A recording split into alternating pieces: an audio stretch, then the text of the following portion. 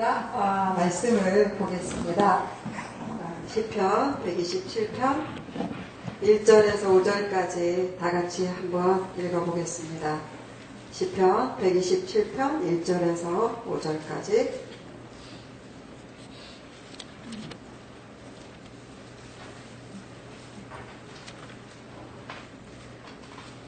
천천히 읽어보겠습니다. 시작. 여호와께서 집을 세우지 아니하시면 세우는 자의 수고가 헛되며 여호와께서 성을 지키지 아니하시면 파수꾼의 깨어 있음이 헛되도다. 너희가 일찍 일어나고 늦게 누우며 수고의 떡을 먹음이 헛되도다. 그러므로 여호와께서 그의 사랑하시는 자에게는 잠을 주시는도다. 보라, 자식들은 여호와의 기업이요 해의 열매는 그의 상급이로다. 젊은 자의 자식은 장사의 수중의 화살 같으니 이것이 그의 화살통에 가득한 자는 복되도다. 그들이 성문에서 그들의 원수와 담판할 때에 수치를 당하지 아니하리로다. 아멘. 3절의 말씀에 자녀들은 하나님이 주신 기업이다 이렇게 얘기합니다. 근데 이 기업이라는 말이 다른 성경 번역에서는 선물이다 이렇게 번역되어 있습니다. 자녀는 선물이다 이런 얘기를 많이 우리 들어봤죠. 자녀는 선물이다. 그래서 이 자녀가 누구인가? 다 자녀들이 있으시죠 지금? 자녀가 없는 분이 있는 것 같은데 싱글이에요? 아니에요? 처녀 같아요. 자녀는 선물이다. 네, 이 자녀가 선물이라는 걸 우리는 알고 있지만 어찌하여서 이 아이가 우리 집에 왔을까? 때로는 선물 갖지가 않구나 이럴 때도 있고 그러시죠? 네, 자녀가 선물이라는 그 의미가 도대체 뭘까? 그걸 좀 생각을 먼저 해보겠습니다. 사실 여기 와서 저는 되게 좋습니다. 차를 타고 오는데 후포리라고 써 있었나요? 면이라고 써 있었나요? 후포면. 저는 면에 안 살고 어렸을 때 리에 살았습니다. 리. 굉장히 시골, 산골, 깊은 산골에서 살았어요. 그래서 더 이렇게 고향 같은 친근함이 있어서 되게 좋습니다. 아주 깊은 산골에서 살았는데요. 저희 집은 6남매예요. 그런데 학교를 이렇게 다 다닐 때는 옛날에 다들 기억나실 거예요? 크레파스가 하나밖에 없었어요. 6남매가 크레파스 하나를 사용해야 되는 거예요.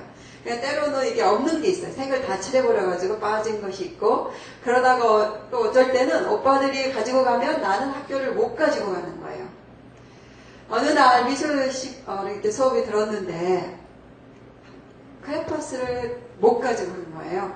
그래서 연필로 열심히 그렸습니다. 그런데 이제 다 그렸는데 색을 칠해야 되잖아요. 근데 없는 거예요. 크레파스 이제 색을 칠할 게. 고개를 못 들고 고개를 숙이고 어찌할 바를 모르고 그냥 연필로만 계속 덧칠을 하고 있었죠. 그리고 미술 시간이 끝났어요. 그리고 금요일 지나고 토요일 지나고 주일 지나고 월요일 날 수업이 끝나고 선생님이 저를 부르셨어요. 박현숙. 그리고 짠! 자, 생일 선물하고 내밀으셨어요. 뭐였겠습니까? 크레파스. 제 생일이 5월이에요. 선생님이 그걸 보고만 계시다가 그냥 도시에, 이번엔 도시분이라 주말에 도시 가셨다가 크레파스를 사오셨나봐요. 근데 24색 크레파스. 그러니까 그때까지 시골에는 12색밖에 없었습니다. 처음 본 24색 새 크레파스. 그걸 받은 다음부터요, 제가 크레파스를 너무너무 좋아하게 됐어요. 왜냐하면 크레파스를 볼 때마다 선생님이 생각나는 거예요. 선생님이 뭐요? 사랑. 그래서 크레파스를 이렇게 코에 대고 늘 냄새를 맡아요, 저는. 왜냐하면 선생님의 향기가 나는 거예요, 크레파스에서. 사실은 제가 생일 선물 처음 받은 것이었습니다, 그날이.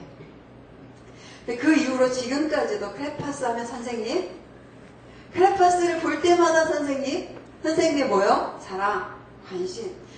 정말 어떻게 느껴지냐면 5월 때 그 따뜻한 햇살 있잖아요. 그것처럼 선생님의 그 미소, 얼굴, 사랑 이렇게 느껴지는 거예요. 아, 이게 바로 선물이구나. 그런 생각이 들었습니다. 그러니까 선물은 그런 의미죠. 여러분들 기억나시죠? 나도 그런 선물 받아봤는데 그러신 분 손 들어보실래요? 아, 나도 그런 선물 있어. 있으실 텐데. 없으세요? 있으세요. 좀 나눠주실래요? 네, 일어나서 뒤 보시고 뒤를. 저 어릴 때 기타를 딱 처음 배우면서 아버지가 그때 생일 때 기타를 사주셨어요. 그때 당시에는 이 촌에 없는 그런 거를 하나 사주셨어요. 할렐루야. 박수 박수.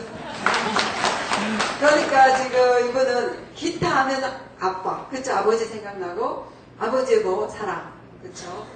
어디든지 아마 이렇게 길거리 가다가 기타집 이렇게 보면, 악기집 보면 아버지 이렇게 기억나실 거예요. 그게 선물인 것입니다. 그러니까 이 선물 안에는 뭐가 들어있냐면 선물을 준 사람의 마음, 사랑, 이게 들어있는 거죠. 그게 선물이에요. 근데 하나님이 지금 뭐라고 말씀하셨냐면 성경에 자녀가 무엇인 줄 아느냐? 자녀는 내가 너희에게 준 선물이다 이 말이죠. 그게 자녀의 정체성이에요. 자녀는 선물인데 선물을 우리에게 왜 주셨어요? 그렇죠. 내가 너를 사랑해.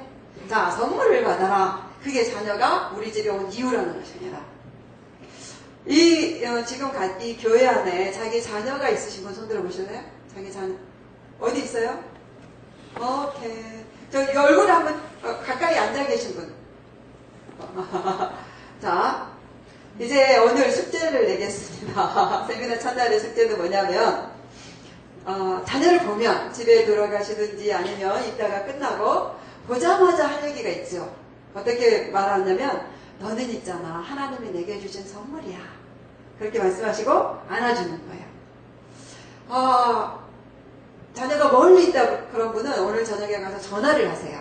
전화를 하시거나 쑥스럽네 그런 분은 문자를 이렇게 좀 적어서 보내시거나 지금 혹시 핸드폰 갖고 계신 분 꺼내보세요. 핸드폰. 그래서 자기 자녀들에게 지금 한번 해봅시다. 고백을 합시다. 너는 있잖아. 내가 몰랐는데 하나님이 내게 보내주신 선물이란다. 아니면 그런 사랑의 표현을 좀 해주세요. 너는 정말 귀한 사람이야. 사랑해. 선물로 와줘서 고마워. 이렇게 지금 핸드폰 예배 시간 안 긋고 들어오나요? 혹시? 그런가요? 있으신 분 지금 꺼내셔서 보내세요. 없으신 분이 이렇게 종이 같은 데 또 적어놓으세요. 잊지 않더라. 숙제. 오늘 가서 꼭 한다. 이렇게. 자녀가 있으신 분은 좀 이렇게 가서, 지금 이렇게 앉아 계신 분 가서 좀 안아주시면서 고백도 해주시고. 문자 보내기입니다. 지금은.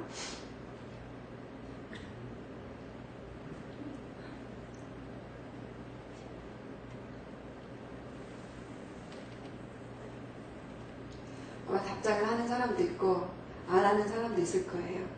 답장을 안 해도 괜찮습니다. 중요한 것은 내 마음을 전달하는 거죠.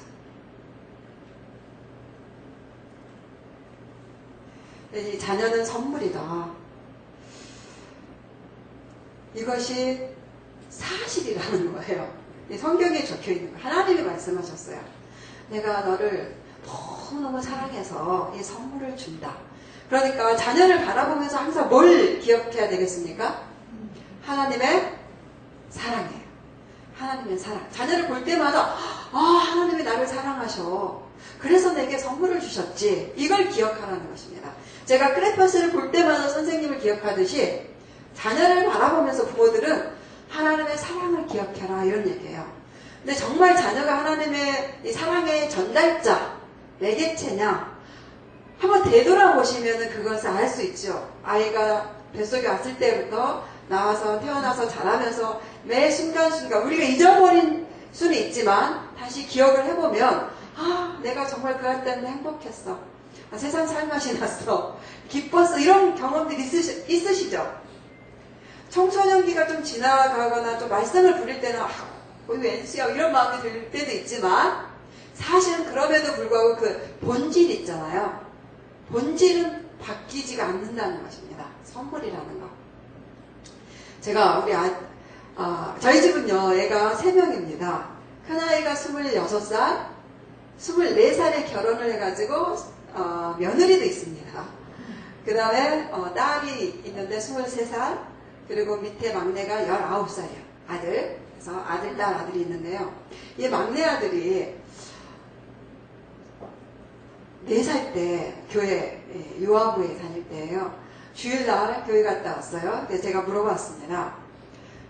오늘 뭘 배웠니 교회에서? 그랬더니 전도사님이 이런 설교를 하셨어요. 예수님이 우리 대신 죽으셨대요. 그런데 설교 마지막에 질문을 이렇게 하셨답니다. 예수님이 너희 대신 죽었는데 너희는 누구 대신 죽을 수 있냐? 4살 꼬맹이들한테 너희는 누구 대신 죽을래? 이렇게 질문을 하셨다는 거예요. 전도사님이. 그래서 제가 너는 뭐라고 대답했어? 그랬더니 우리 아들이 하는 얘기예요. 저는요 선생님 귀에다 대고 나는 우리 엄마 대신 죽을 수 있어요. 이렇게 고백했다는 거예요. 그 얘기를 듣는데 그 순간 제가 이게 사랑이구나. 이게 선물이구나. 그걸 깨달아요. 왜냐하면 이 아이가 내 대신 죽을 수 있다고 고백했다니. 그 말은 무슨 말이냐면 그만큼 엄마를 사랑한다 이 말이잖아요. 이것이 바로 예수님의 사랑이구나. 이 어린 아들의 이 말을 통해서 예수님의 사랑을 더 깨닫게 된 거예요, 제가. 뭐냐면, 예수님이 우리 대신 죽으셨잖아요. 그죠? 진짜 죽으셨죠? 언제 죽으셨습니까? 우리가 교회 열심히 다닐 때? 아니죠. 언제 죽으셨죠, 예수님은? 우리 대신? 죄인이었을 때. 우리가 죄인이었을 때 우리 대신 죽었잖아요. 이 사랑을 좀 깨달았어요. 이 사랑을 어떻게 깨달았냐면 한 번 더 질문을 해봤거든요. 우리도 다 같이 한번 질문을 해보고 싶습니다.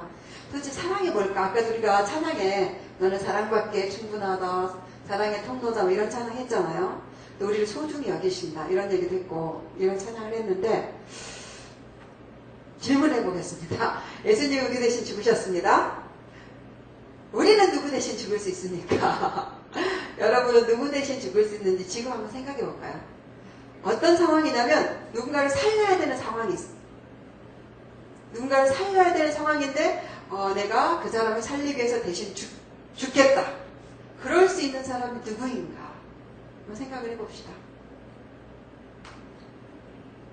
조금 어려운 질문이죠. 아까 우리 찬양이도 하신 분 혹시 마이크 줄 없는 거 있으셨죠? 저 그걸로 해도 될까요? 이해가 열렸어. 이게 선이 길면 제가 이걸 가지고 다녀도 되고요. 이거를 좀 짧아가지고. 잘 안 돼요? 자, 생각을 좀 깊이 해보세요. 물어보겠습니다. 얼굴을 피하지 마시고. 누구 대신 죽을 수 있으실 것 같아요? 아들 있으시구나. 그 다음에 우리 뒤에 자매님.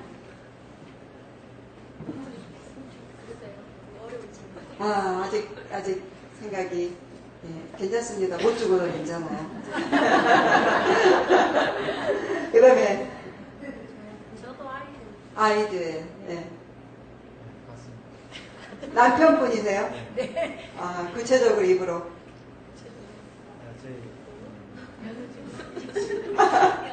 제 큰아이. 큰아이. 큰 딸이에요? 네. 딸하고 아내가 그런 상황에 동시에 처하면. 아마도 그래도 그때 아니에요, 잠깐만요. 좀 큰 딸이 좀 특별한. 그래도 큰 딸이시구나. 딸이 아빠의 사랑을 많이 받는군요. 그 다음에 우리 뒤에 우리 자매님은 아이들. 남편은 안 계시고. 예. 혹시 누구 있으세요? 예. 예. 소중하죠, 내가. 그 다음에? 예. 예, 잘 모르겠다. 예, 그렇죠. 달라질 수 있겠죠. 예. 좀 더 많이 고민을 해봐야지. 근데 이 고민을 할 수 없는 그런 상황이 있잖아요. 즉시 뛰어들어야 되는 뭐 그런 상황. 누구든지 그 상황이 닥치면. 예. 예. 그 옆에 애들, 예, 엄마들이 누구 있으세요? 잘 모르시겠어요? 평생 그렇게 사셨잖아요. 그쵸? 누군가를 위해서. 저희 남편한테 물어봐야 되겠어요, 오늘은. 당신. 고마워요. 옛날에는 나라고 안 하더라고요. 그래가지고 오늘 물어보는 거예요. 어쨌든 다 생각을 해보셨죠? 네. 많은 부분에 엄마들은 주로 자식이더라고요. 왜냐면 내가 자식을 낳아서 자식은 정말 나의 분신인 것 같아요. 네. 남편분들도 자식도 많은데 아내들도 많더라고요. 아내다 이런 분들도. 네. 이제 몇 분들은 좀 심각하게 고민을 해보죠. 내가 물어봤어요? 안 물어봤죠? 누구 대신 죽을 수 있으세요? 예. 아직 총각이라서. 아직 죽으면 안 돼요. 감사합니다. 맞아요. 어떤 사람들은요, 정말 이런 질문을 하면은 나는 못 죽겠어 이런 분들도 꽤 있어요. 사실 그렇죠. 잠깐 생각을 해봅시다, 우리가. 내가 죽어서 없어진다고 생각해 보세요. 그러면 이 세상에 중요한 것이 아무것도 없습니다. 뭐가 필요하겠어요? 내가 없는데. 뭐가 중요하겠습니까? 그래서 나는 살아야 됩니다. 내가 있어야지 뭔가가 의미가 있는 거지, 이 세상의 모든 것이. 나는 소중하죠. 그래서 절대 함부로 죽으면 안 됩니다, 우리 삶을. 그런데 많은 분들이 누군가를 살릴 수 있다면, 대신 살릴 수 있다면 내가 이 삶이, 내 목숨이 소중한데 너를 살릴 수 있다면 대신 죽겠다 이렇게 말했다는 거예요. 자녀든 가족이든 누구든. 그렇다면 무슨 뜻입니까? 나보다 너가 더 소중하다 이 고백인 거예요. 그 말이고 그 표현이죠. 그래서 다른 사람을 대신해서 죽을 수 있다 이 말은 무슨 말이냐면 나도 소중하고 중요한데 너가 더 소중해 이 말이에요. 나도 내 자신을 사랑하는데 너를 더 사랑해 이 고백이죠. 그게 사랑이에요. 사랑은 뭐냐면 감사합니다. 돌아다닐 때는 이거 쓰겠습니다. 사랑은 이거예요. 예수님이 우리 성경 전체를 말해서 하나님을 사랑해라 첫 번째, 두 번째 이웃을 사랑해라, 세 번째 너희끼리 성도들끼리 서로 사랑해라 이 세 가지잖아요. 이 사랑이다 이 정의는 무슨 뜻이냐면 다른 사람을 소중히 여겨라 이 말이에요. 소중히 여겨라. 왜 소중합니까 우리가? 예수님이 대신 죽어준 사람이죠 우리는. 이 예수님은요 대신 죽어줄게 그런 상황이 있으면 내가 대신 죽을 거야 이렇게 말씀하신 게 아니에요. 아예 옛날에 우리 대신 죽어주셨죠. 이미 우리를 건져내고 살려주려고 우리 대신 죽음을 택하신 거예요. 그래서 우리가 살아났습니다. 그래서 우리가 그리스도인이 됐고 영원한 생명을 얻었잖아요. 이것이 하나님의 사랑의 증거죠. 예수님 우리에게 선물로 주셨죠. 자, 옆에 사람 한 번만 쳐다봅시다. 그리고 고백을 해줍시다. 당신은 예수님이 대신 죽어준 그렇게 소중한 사람입니다. 또 이렇게 얘기를 좀 해줄까요? 당신은 예수님이 죽어주신 소중한 사람입니다. 그러니까 우리가 성도끼리 서로 사랑을 이렇게 고백하고 표현하려면 이 말을 해주는 게 최고예요. 당신이 얼마나 소중한 사람이냐면 예수님의 생명의 가치만큼 소중합니다. 왜냐하면 그게 사실이에요. 여러분 우리가 한 사람 한 사람이 그렇게 소중한 사람입니다. 어떤 사람이요? 예수님이 대신 죽어준 사람. 예수님의 생명의 대가가 지불된 사람. 그래서 어떻게 해야 되냐? 우리끼리 서로 사랑하려면 소중히 여겨야 돼요. 소중한 걸 어떻게 대하십니까? 우리 집에서 제일 소중한 거 있으면 어디다 넣어놔요? 깊이 넣어놓고 때묻지 않도록 흠집 안 나도록 이렇게 하잖아요. 소중한 사람을 소중히 여긴다라는 그런 거예요. 이 사람 내 말 때문에 상처 안 받게 해야지. 나의 어떤 행동으로 저 사람 아프면 안 되지. 내가 좀 아껴주고 보호해주고 좀 보듬어주고 이해해줘야지. 이렇게 하라는 거예요. 그것이 너희가 또 서로 사랑해라 이 뜻입니다. 이게 사랑이에요. 그러니까 제가 아들을 통해서 이 어린 아들을 통해서 그 예수님의 사랑을 다시 깨달은 거예요. 그런데 진실로 생각되는 게 진짜 자녀는 사랑의 선물이구나. 하나님의 사랑을 깨닫게 해주는구나. 옛날에는 어떤 생각이 들었냐면 저는 부모를 통해서만 자녀는 하나님의 사랑을 알아야 돼 이렇게만 생각했는데 아니더라고요. 내가 살아가면서 자녀를 통해서도 하나님의 사랑을 내가 더 알아가는구나. 이걸 알게 됐어요.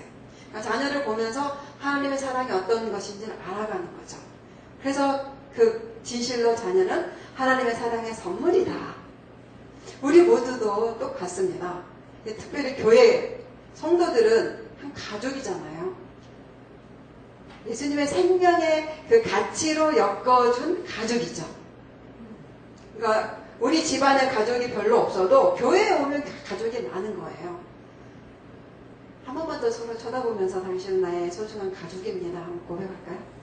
당신은 나의 소중한 가족입니다. 당신은 나의 소중한 가족. 그래서 이제는 앞으로 이걸 해야 돼요. 소중한 사람은 아껴준다. 그래서 나로 인해서 상처받게 안 한다는 거예요.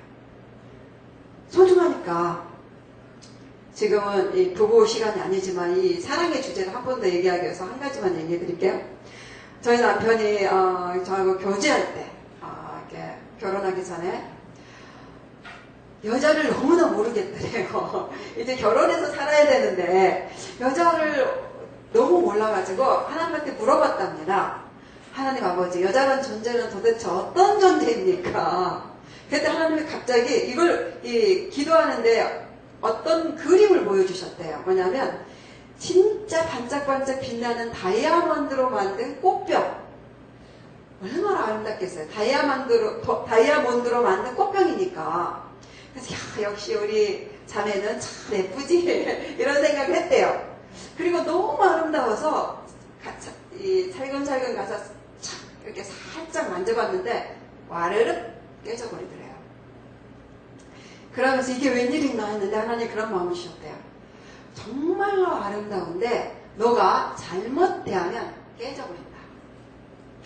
그래 여자는 이런 존재다 이걸 가르쳐줬대요. 그래서 살아가면서 조심 많이 했답니다. 뭐냐면 제가 맨날 깨진다는 거예요.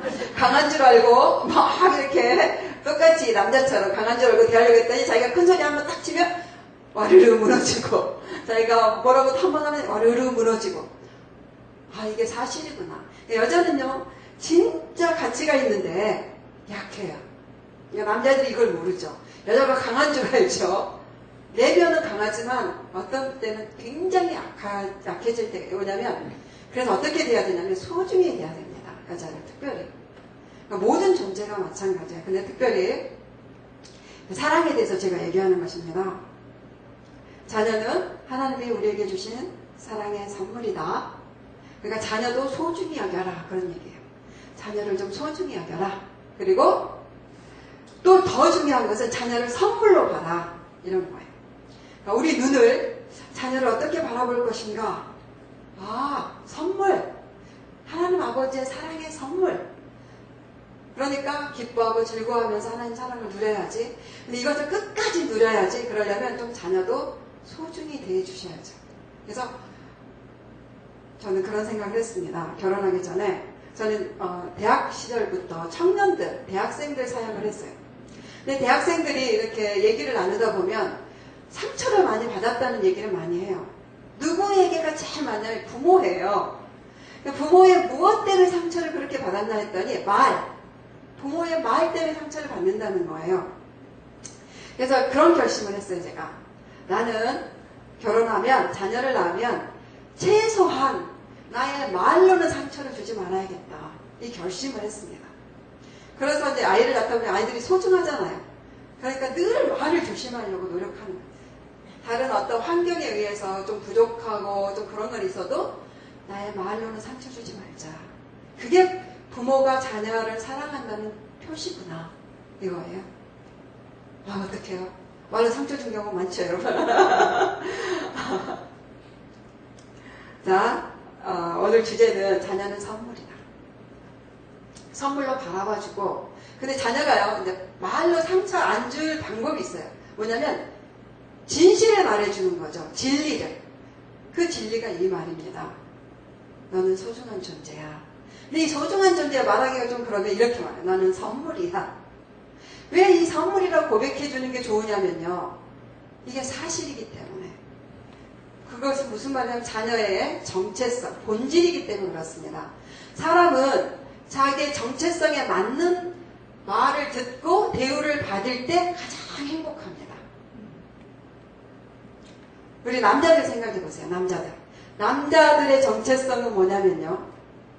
어떤 말을 들을 때 내가 가장 행복하지? 그걸 생각해보면 알 수가 있습니다. 남자들, 죄송해요. 제일 앞에 앉아 계셔가지고 자꾸 물어보게 돼. 감사하기도 하고. 어떤 말을 들었을 때 가장 행복하세요? 칭찬 들을 때. 칭찬 들을 때. 어떤 칭찬? 특별히 어떤 일을 했을 때 아니면 어떤 종류의 칭찬? 잘했다. 예, 잘했다라고 했을 때가 가장 정답이에요. 진짜 정답이에요. 제가 하려고 한 말이죠. 왜 이 잘했다고 했을 때, 칭찬 들었을 때 기분이 좋냐? 우리 여자분들 꼭 아셔야 돼요. 왜 좋냐면 남자들은 원래 하나님이 아담과 하와를 만들었을 때 아담이 남자잖아요. 남자에게 무엇을 맡겼죠? 제일 처음에 이름을 지어라. 그게 뭐냐? 일이에요. 일을 맡긴 거죠. 너가 이 모든 동물들의 이름을 지어라. 일을 맡긴 것입니다. 그러니까 아담이 이름을 지었죠. 기린, 코끼리 막 일을 했단 말이에요. 일을 했어. 그 다음에 뭔가 듣고 싶죠. 일을 잘했으니까 뭔가 듣고 싶어요. 그때 하와가 당신 참 이름 잘 짓네. 참 잘했습니다 할 때 기분이 확 좋아져서 더 잘하게 되는 거예요. 그러니까 남자들의 정체성은 일이랍니다. 일. 그러니까 여자들은요. 남편이 무슨 일을 하면 잘했어요 이렇게 격려하고 칭찬하면 남편이 행복하다. 특히 아들들 있잖아요. 아들들도 아들이기 전에 뭡니까? 남자예요. 그러니까 우리 엄마들은 아들 키우기가 참 쉽지가 않아. 왜냐하면 늘 여자의 시각으로 봅니다. 아들을. 그럴 수밖에 없죠. 우리가 남자를 잘 모르니까. 한 가지만 가르쳐드리면 아들들은 최고의 칭찬이요. 너 참 멋있어 이거 아니에요. 여러분. 외모야 된 게 아니라 우리는 외모 칭찬하면 좋아할 것 같잖아요. 그게 아니고 너 참 잘했다. 너 참 수고했다.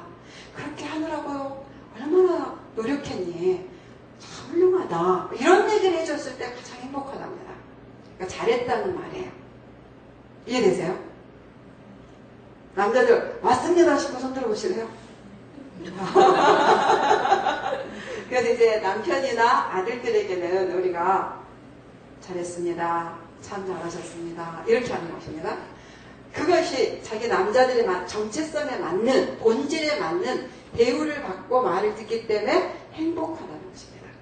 그러니까 가족은 서로를 행복하게 해줘야 되잖아요. 근데 그럼 여자들은요? 딸들은요?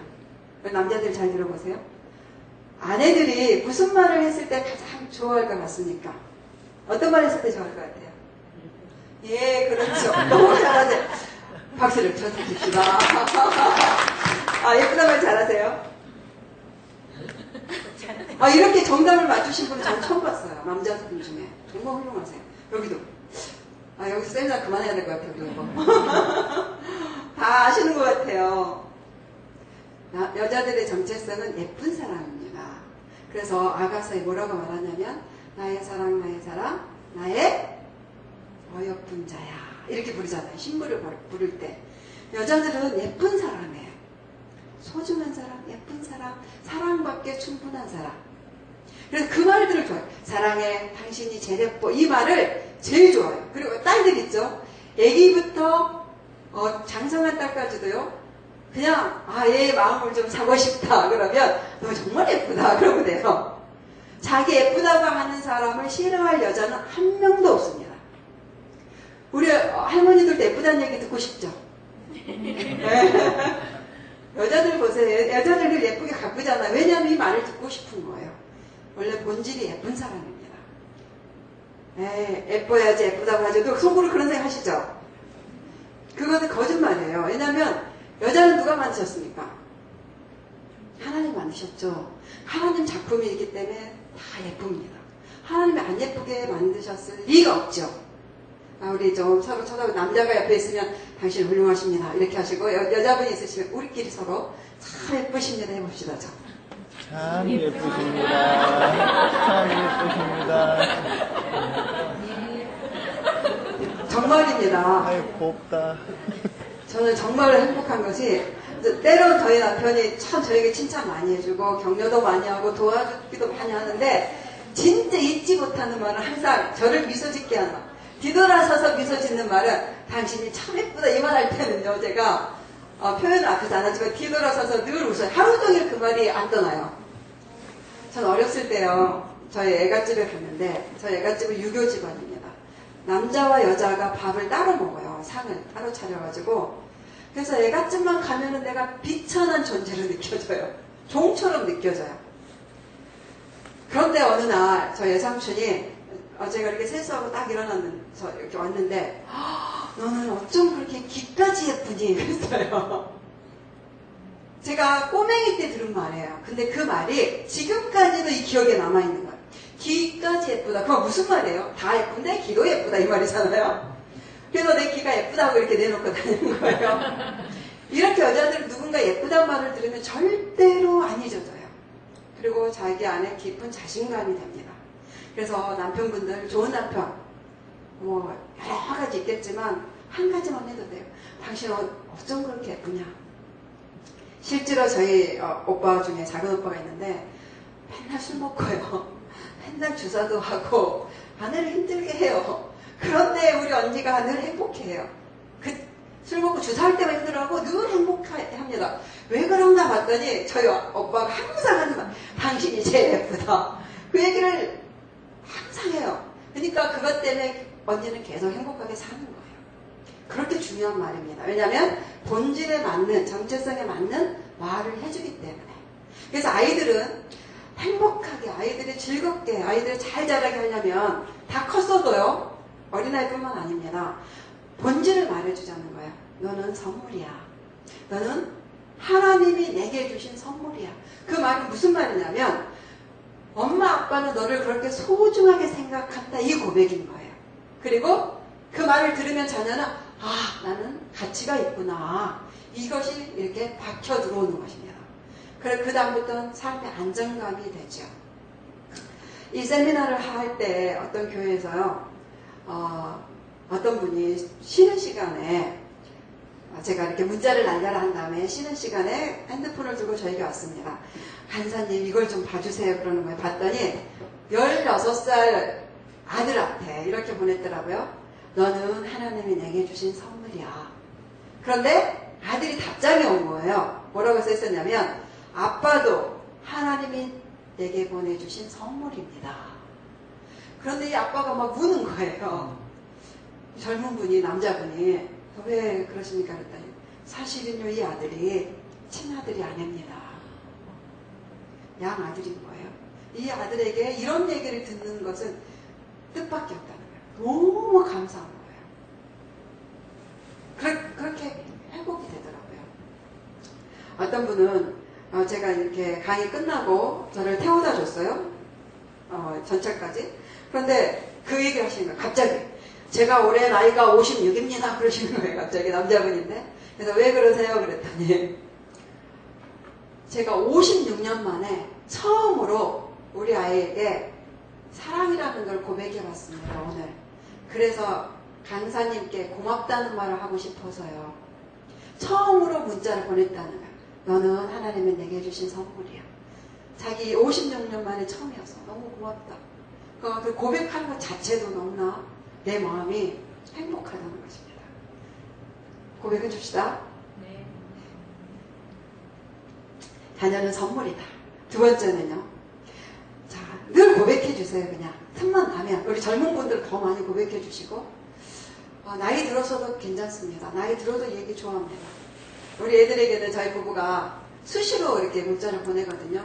어느 날 제가 좀 지겹지 않을까 부모에게 자꾸 똑같은 말 듣기가 그래서 슬쩍 물어봤어요.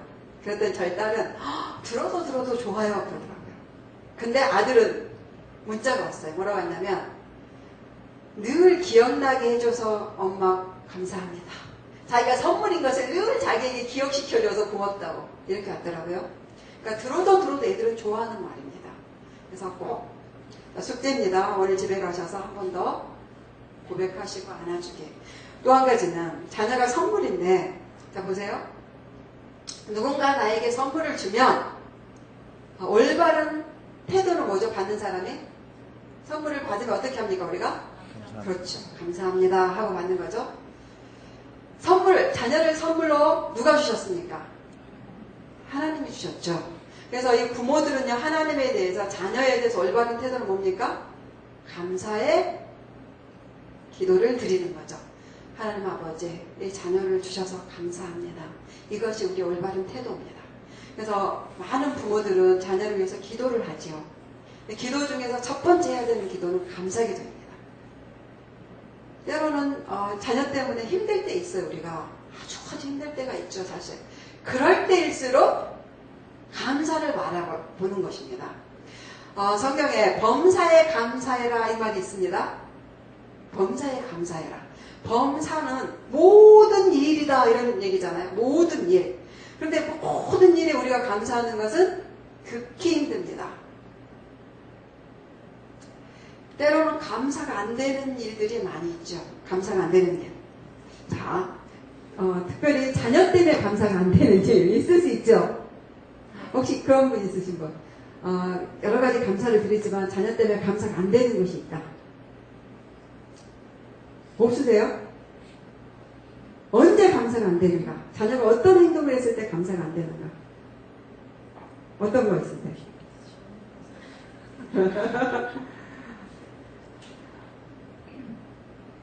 없으세요? 있어요. 사춘기 때 저는 우리 딸이 하도 반항을 해가지고 감사가 안 됐어요.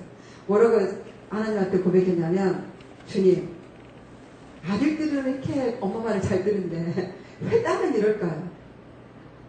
그렇게 하면서 뭐라고 고백했냐면, 왜 딸을 저에게 주셨습니까? 이런 고백까지 했어요. 왜냐하면 딸은 너무 조심스러운 거예요. 얘가 세상 나가서 세상 사람들하고 똑같은 일을 하면 불안한 거 이게. 너무너무. 그래서 그런 말까지 했어요. 그때 당시에. 말 안 들어줄 때가 좀 속상해요. 말을 안 들어줄 때. 사춘기예요? 그렇구나. 어떤 말 특별히?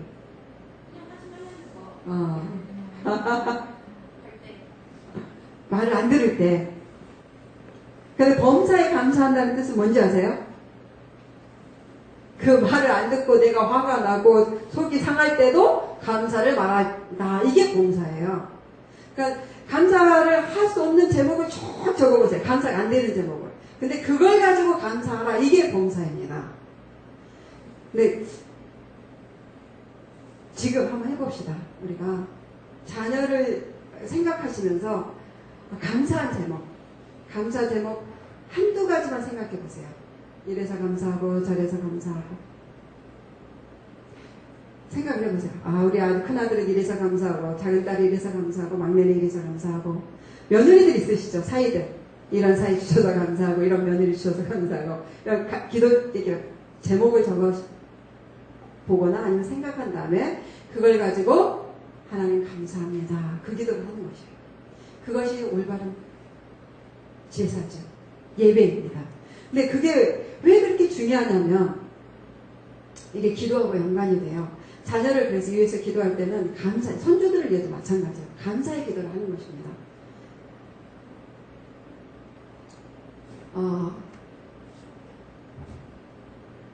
사도행전 16장에 보면 이런 일이 있습니다. 바울과 실라가 감옥에 갇혀요. 전도하다가 잡혔습니다. 그러다가 감옥에 아주 더럽고 냄새나고 그런 감옥에 이렇게 완전히 묶여가지고 처박힙니다. 그런데 내일이면 사형이에요. 내일이면 죽을 것입니다. 그런 상황에서 뭐 한 줄 아세요? 주님께 감사하면서 찬양을 하기 시작해요. 그랬더니 갑자기 지진이 나죠. 그 다음에 묶여있는 모든 것이 다 풀어나죠. 그리고 사도행전 16장 쭉 보면 간수가 갑자기 이렇게 합니다. 죄수가 다 탈출한 줄 알고 자결하려고 하죠. 그때 바울과 신라가 우리 안 죽었다 그렇게 나타나요. 그러니까 간수가 하는 말이 이거예요. 어떻게 하면 구원을 얻습니까? 그래서 31절 유명한 말씀 뭐죠? 사도행전 16장 31절 주 예수를 믿으라 그리하면 너와 내 집이 구원을 얻으리라. 그래서 그날 저녁에 간수집이 다 구원을 얻습니다. 놀라운 일이에요. 보세요. 내일이면 죽게 돼 있는 것입니다. 바울과 신라가 잡혀가지고 억울한 상황. 너무너무 울고 싶고 두렵고 무서운 상황이죠. 지금 억울하고. 그런데 그때 뭘 했다고요? 감사와 찬양. 그랬더니 갑자기 풀렸을 뿐만 아니라 한 집안 전체를 구원하는 놀라운 일이 벌어진 거예요. 그리고 그들이 살아났죠. 다시 복음을 전하러 나왔죠. 감사는 이런 역할을 한다는 것입니다. 감사와 찬양이. 그래서 자녀가 어떤 상황이 있든 상관없이 감사의 예배를 드리는 거예요. 하나님 감사합니다. 이래서 감사하고 저래서 감사하고. 그래서 기도 첫 번째는 감사 기도예요. 여러분 가정도 마찬가지. 아내를 향해서 남편을 향해서도 아이고 힘들어 죽겠습니다 주님 이런 기도 하시잖아요. 많이 주님 제발 고쳐주시고 막 이런 기도 많이 하잖아요. 우리가 좀 바꿔주시고. 그런데 그 기도도 중요해요. 그런데 그 중에 그보다 먼저 해야 될 게 있어요. 제일 처음에 하는 기도는 뭐냐면 진짜 힘든 거예요. 이런 아내 주셔서 감사합니다. 이런 남편 주셔서 감사합니다. 이런 자식 주셔서 감사합니다. 이런 시부모 주셔서 감사하고 이런 부모님 주셔서 감사하고 또 있죠. 이런 며느리 주셔서 감사하고 이런 사위 주셔서 감사합니다. 이런 손주 주셔서 감사합니다. 이게 감사를 해보세요. 제가 사실은 아침마다 이 기도를 하거든요. 아침에 눈 뜨면 첫 번째 기도는 감사 기도예요. 가족을 생각하면서. 그러면 어떻게 되냐. 여러분 한번 해보세요. 어떤 상황에도 상관없어요. 감사가 확 넘치는 일도 있고 감사가 좀 안 되는 일도 있고 어떨 때는 두려운 일도 있고 염려되는 일도 있어요. 그럼에도 불구하고 일관되게 아침마다 감사 기도를 하는 것입니다. 가족을 위해서. 그러면 첫 번째 누가 살아났냐면 내가 살아나요. 하루가 밝아질 때 우리 남편이 아까 소망 말했는데 하루가 소망이 있어요. 이길 수 있는 힘이 생깁니다. 이것은 그냥 이렇게 뭐죠 이거 우리가 조종하는 게 아니라 자기 마음을 영적인 문제인 거예요. 감사를 말한 순간에 사단이 우리를 다 묶고 우리 가정을 무너뜨리려고 하고 있었는데 감사해요 하면 어떻게 될까요? 계속 우리를 힘들게 하면 어떻게 될까요? 내가 감사합니다 하나님 감사하면 하나님께 계속 영광이 돌려지는 거예요. 그 사단이 그런 일 안 하죠. 하나님 영광을 제외시키고 우리 가정을 파괴시키려고 이런 뜻을 갖고 있는데 엄청 어려운 일을 주는데 막 감사합니다 하는 거예요. 그러니까 뭐 일 더 이상 이 집에서 하면 안 되겠다고 도망을 가는 거예요. 그래서 풀려나는 것입니다. 이것이 우리 가정을 지키고 자녀를 지킬 수 있는 최고의 기도예요. 그래서 자녀를 위해서 기도할 때 가족을 위해서 기도할 때는 무조건 아침에 눈 뜨자마자 주님 감사합니다. 이런 남편 감사합니다. 이런 가족 감사합니다. 저는 늘 그런 제가 지금 자녀와 가족을 함께 하는데 제가 이런 생각이 든 거예요. 어렸을 때 저희 집에서 제일 먼저 예수님 믿었습니다. 그 산골짜기 사실 교회가 없었어요. 그런데 다른 마을로 이렇게 애들이 우르르 막 이렇게 교회 간다고 했을 때 전 너무 어려서 못 갔어요. 그때 이런 마음 나도 그 교회라는 데를 가보고 싶다. 그랬는데 그 말은 그 지역에 딱 교회가 세워진 거예요. 그래서 제가 교회가 세워지자마자 교회를 열심히 다니기 시작했습니다. 그래서 우리 집에서 유일하게 믿는 사람 나밖에 없었어요. 그런데 지금 생각해 보는 것입니다. 늘 생각해봐요. 제가 그 산골짜기에서 어찌하여서 하나님은 나를 그 가정에서 제일 먼저 예수님 믿게 했을까? 깨달았어요. 제가 나를 사랑해서 첫 번째. 근데 더 중요한 게 있더라고요. 우리 가족을 사랑해서 그걸 깨달은 거예요. 제가. 왜냐하면 나를 먼저 사랑해서 우리 가족을 축복하려고 구원의 복을 주려고 나를 먼저 택했구나. 그럼 뭐예요? 우리 가족을 사랑하는 거죠. 그래서 제가 그때부터 가족을 위해서 기도하기 시작하는 거예요. 하나님 제가 우리 가족에게 많은 걸 못 주지만 영적인 축복은 줘야 되겠네요. 내가 왜냐면 축복의 통로니까. 나를 먼저 복을 주셨으니까요. 가족을 위해서 계속 기도했죠. 근데 지금은 다 예수님 믿어요. 복음화가 됐어요. 깨달은 저는 그래서 가는 곳마다 그런 생각을 해요. 내가 왜 결혼했잖아요. 왜 이 시댁에 왔을까? 저희 남편 집도 예수님 믿는 사람은 몇 명 안 됐어요. 좀 어려운 가정이었어요. 근데 그런 생각한 거예요, 제가. 내가 왜 이 집에 시집 왔지? 나 때문에 이 집을 복 주려고구나. 가장 큰 복은 구원의 복이잖아요. 예수님을 전하는 복. 그래서 열심히 정말 기도하고 복음해서 전해서 화목한 가정이 됐어요. 그런 생각합니다. 내가 왜 이 직장에, 왜 내가 이 학교를 다니지? 왜 내가 여기 살지? 여러분 왜 이 교회 다니신지 아세요? 여러분 때문에 이 교회를 축복하시려고. 여러분이 왜 여기 이 교회에 다니냐면 이 교회를 통해서 이 지역을 복 주려고. 그런 거예요. 그래서 진실로 우리는 축복의 통로입니다. 우리 자녀들에게는 이걸 가르치셔야 돼요. 너가 있잖아. 특별히 어린 자녀들이 있을수록 손주들, 너가 왜 우리 가정에 태어났는 줄 알아? 하나님이 우리에게 선물로 주셨어. 뿐만 아니라 너 때문에 우리 가족에 축복을 하시려고. 가족 전체에. 그리고 또 한 가지 있어. 너가 왜 공부하는 줄 아냐? 너 때문에 많은 사람에게 복을 주려고. 너를 통해서.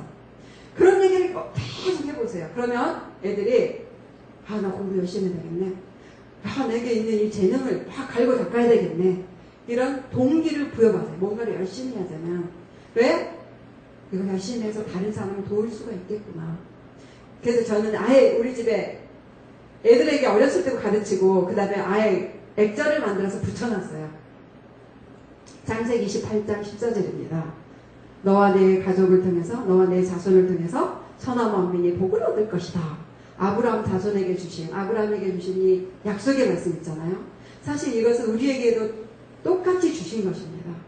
그래서 가정의 목적은 뭐냐면 가정의 부르심은 딱 이거예요. 모든 그리스도인의 가정의 부르심은 너와 너의 자손을 통해서 천하 만민이 복을 얻을 것이다. 왜요? 이건 아브라함과 그의 자손에게 주신 약속의 말씀인데 신약에 있어서 아브라함을 우리가 뭐라고 부릅니까? 믿음의 조상. 우리의 조상이에요. 믿음의 조상. 믿는 사람들의 조상. 그래서 그분이 받은 그것을 우리에게 그대로 전수하신 것입니다. 이것이 우리에게 주신 약속이에요. 그래서 저는 아예 액자를 만들어가지고 붙여놨어요. 그럼 지나갈 때마다 기도합니다. 하나님, 우리 부부와 우리 자녀들을 통해서 천하 만민이 복을 얻게 하시옵소서. 이 약속을 이루시옵소서. 그리고 왜 붙여놨냐면 우리 아이들에게 이걸 봐라. 너희가 왜 이 가정에 태어났고 이 시대에 살고 있는지 이게 너희 삶의 목표다. 이걸 가르치려고. 그러니까 이 얘기를 꼭 해주세요. 그리고 이 교회에 있잖아요. 애들이 지나가고 있으면 저기 복이 가고 있구나. 누가 임신하면 복이 들어왔네. 저기 있네요 복이. 다 찾아봅시다 우리가. 저기 한 명 있어요. 다 얘기해 줍시다. 너를 통해서 천하 만민이 복을 얻을 것이야. 너를 통하여서 천하 만민이 복을 얻을 것이야. 그럼 길죠. 그러면 이렇게 말. 너는 복이란다. 복이라는 말이 무슨 말인지 아시겠죠? 막 돈 많이 벌 이런 게 아니야. 너를 통해서 많은 사람이 축복을 받을 거다. 이런 말이에요. 하나님의 구원의 축복을 받을 거다. 도움을 얻을 것이다. 이런 말이죠. 복이 한 명. 너는 복이야. 그래서 자녀를 위해서 기도할 때 감사기도 못한다. 두 번째는 이 말씀에 뭐라고 말합니까? 자녀의 정체성 하나. 또 한 가지는 태유 열매는 상급이다. 이렇게 말씀하세요. 상이다. 자녀는 상이다. 지금까지 살아가시면서 교회에서나 학교에서나 어디서나 직장에서나 상을 받아본 기억이 있으신 분? 나는 상을 받아본 적이 있어. 그렇게 없으세요? 진짜예요? 상을 받아보신 분? 시킬까 봐서. 전에 어떤 교회에서요 상을 받아보신 분인데 정말 한 분이 손을 들고 물어봤더니 효부상을 받으셨대요. 그건데 누구에게? 대통령에게. 너무 놀라웠어요. 자, 상을 받으셨죠? 근데 상을 안 받아서 괜찮아요, 여러분, 세상에서. 여러분, 자녀가 있으신 분 손 들어보실래요? 나는 자녀가 있다. 그런 분들은 다 상을 받은 거예요. 지금 누구에게 상을 받았다는 거예요?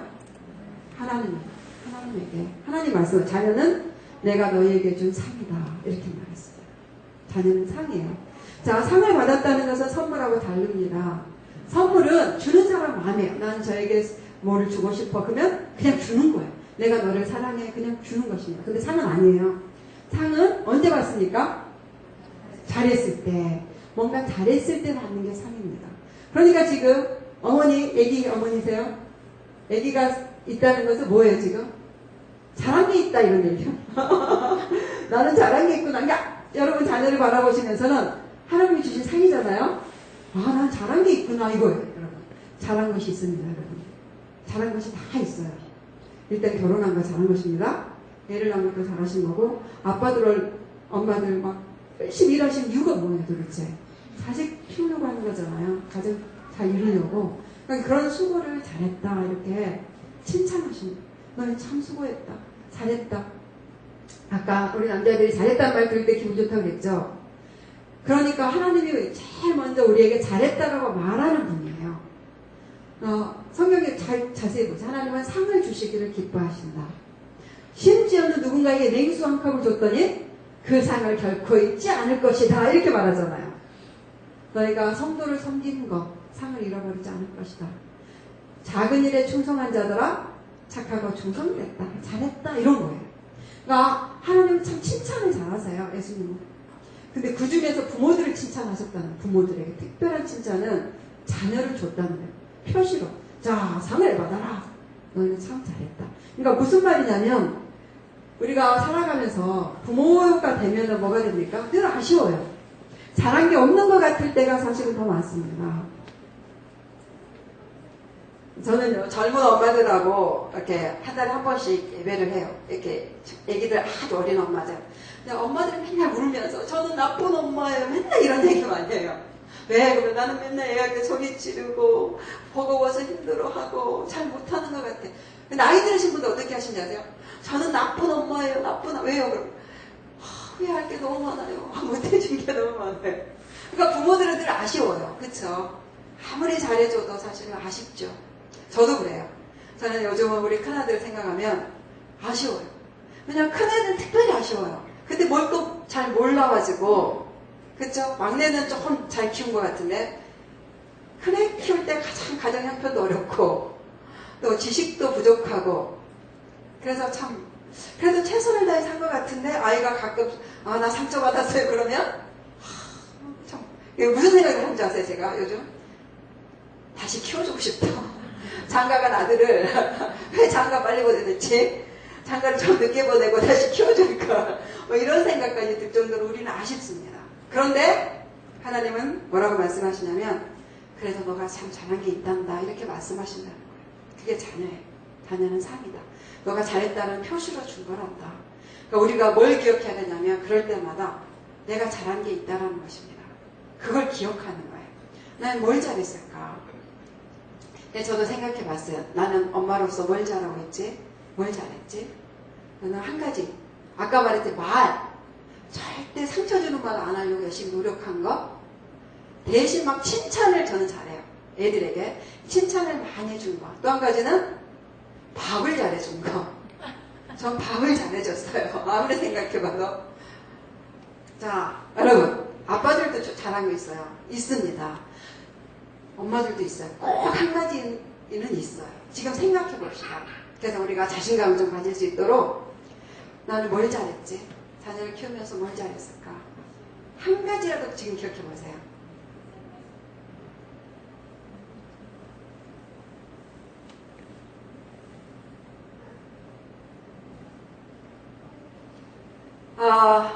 우리 사모님, 네, 뭘 잘하셨어요?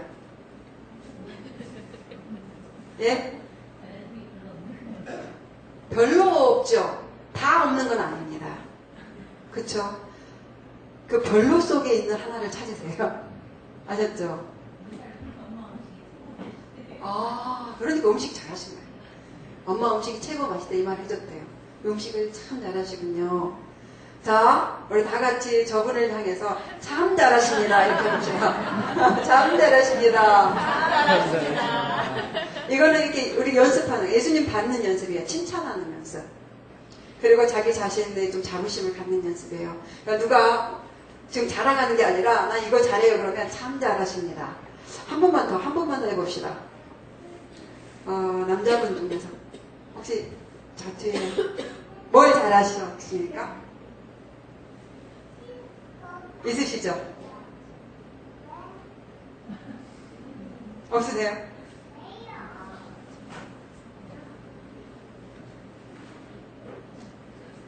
말하기 힘드세요? 좀 더 그럼 두 분끼리. 자, 나는 얘기를 꼭 해야 되겠습니다, 하신 분.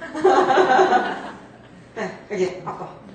뭐 잘한 게 되게 많으실 것 같은. 저도 칭찬을 많이 해요. 칭찬을 잘하시는 분. 그게 정말 좋은 아빠입니다. 우리 다 같이 참 잘하십니다. 참 잘하십니다. 네. 스스로 웃음 주시고 박수를 쳐드립시다. 이렇게 박수 받고 참 잘하셨습니다. 칭찬 들으니까 기분 좋으시죠? 예. 자, 이제 두 사람씩 짝을 지읍시다. 두 사람씩. 자, 하나님 닮는 연습과 서로 격려하는 시간을 좀 연습합시다. 특별히 우리는요, 하나님을 닮아야 되는데요. 하나님 닮는 게 굉장히 어려운 게 많아요, 사실은. 근데 굉장히 쉬운 게 있는데 두 가지라고 생각해요. 뭐냐면, 칭찬하는 말. 또 한 가지는 눈이에요, 눈. 관점. 다른 사람을 이렇게 바라볼 때 하나님의 눈으로 바라보는 거죠. 그러니까 자녀를 뭘로 바라보면 하나님 닮는 거냐면 선물로 바라볼 때, 상으로 바라볼 때 그때 하나님을 닮는 것입니다. 서로를 아까 어떻게 바라보라고 그랬어요? 소중히 여길 때. 하나님, 예수님이 대신 돌아가 주신 사람, 이런 눈으로 바라보는 거, 그거 꼭 닮아야 돼요. 근데 이렇게 닮는 거 쉬워요. 안 닮아지고 기도하면 돼요. 하나님의 눈을 주세요. 이렇게 하면 돼요. 자, 지금 연습 뭐냐면 말이에요. 참 잘하십니다. 이 말을 좀 담기 위해서 연습하는 것입니다. 그러려면 누가 자랑을 좀 해줘야죠. 그래서 두 사람씩 짝을 재봅시다. 지금 두 사람씩. 한 분이 이렇게 말하는 거예요. 저는 엄마로서 이걸 잘해요. 이렇게 아빠로서 이걸 잘해요. 그럼 옆에 사람이 참 잘하십니다. 또 바꿔서 이렇게 같이 해봅시다. 지금 서로 좀 격려하면서 좀 자기가 잘하는 걸 고백하면서 이렇게 한 세 명 이렇게 했어요. 세 분이.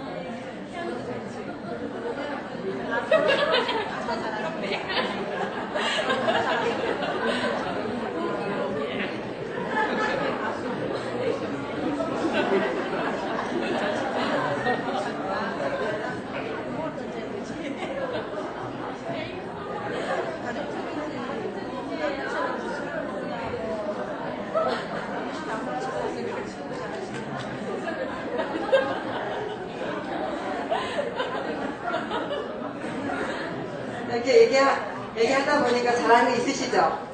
네, 잘하는 거 있으세요. 그거 잊지 마세요. 그거 있잖아요. 내가 잘하는 것을 계속 잘하면 됩니다. 그러면 좋은 부모가 돼요.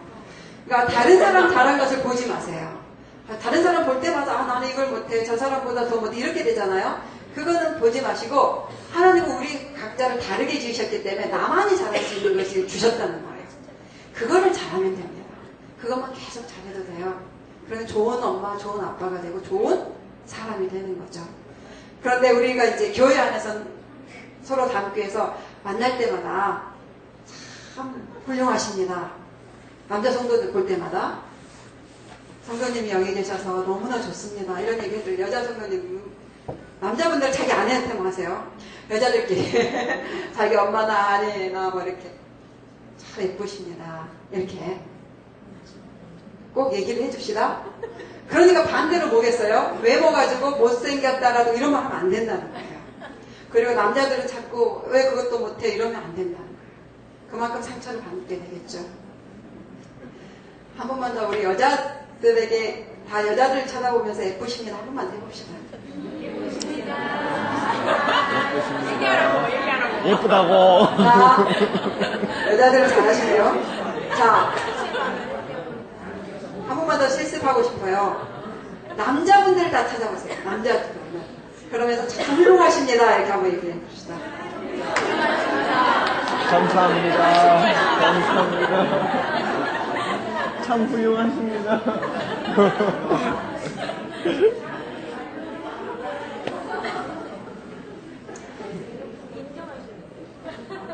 또 한 가지가 있어요. 이 상은요. 상은 늘 내가 잘한 것을 기억하라고 또 주신 거잖아요. 그러니까 자녀를 보면서 못한 것만 보지 마시고, 그러니까 자기가 잘하고 있는 것을 늘 생각하세요.